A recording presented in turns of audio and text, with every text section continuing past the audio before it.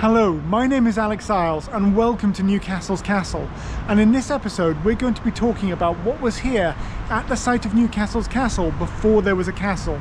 Now, it's a simple truth that in Britain, in Europe and in many places in the world, wherever you go and there's a good piece of land which has got favourable conditions, the likelihood is that someone has lived there before and has built on the site. So there's actually a large amount of history underneath your feet that you may not even know about.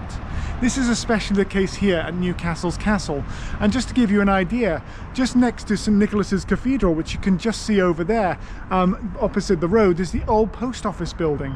And when that was constructed, they were digging out the foundations and they discovered a Neolithic or a Stone Age canoe, which had been dug out and ritually buried there on the site with large animal bones, which again shows that this area here had an important significance to people in ancient times, in the Stone Age and that sort of period as well.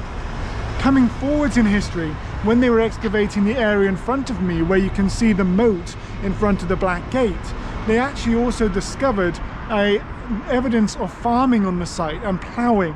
So we know that people were ploughing here probably from the Bronze Age right the way through. And when they were excavating the site as well, they discovered Stone Age axes and flint as well. So there were definitely people living and working in this site from the Stone Age right the way through to the Iron Age, when just in the surrounding areas we know there are Iron Age roundhouses and farms in and around the castle area. As we come into recorded history though, we've got a different story on this site.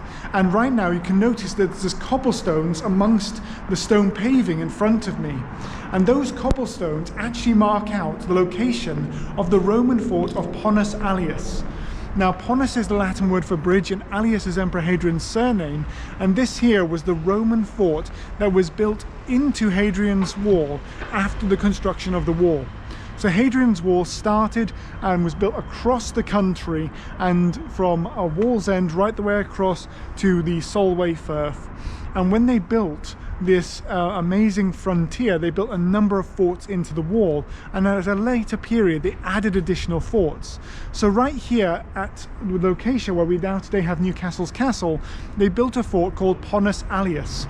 And when they built this fort, it was later upgraded to stone, and the troops stationed here were initially German troops from the Rhineland called the Cunganorum. They were later then changed to a British unit called the Corvonai, and they're very interesting because of the fact that they're the only British unit on Hadrian's Wall.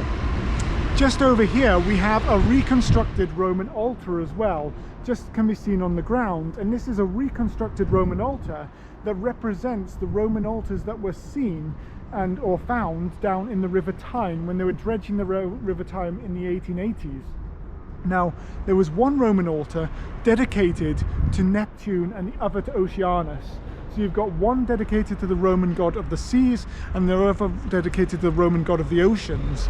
And this was a really clever play by Emperor Hadrian, because we believe that when Emperor Hadrian came up here himself, he dedicated these shrines in Ponus Allius on the bridge that crossed between the north and the south bank of the river, and there would have been a small, maybe a temple or a dedication point there.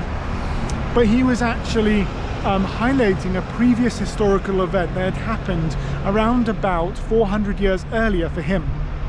Now, this event was the fact of the matter was that when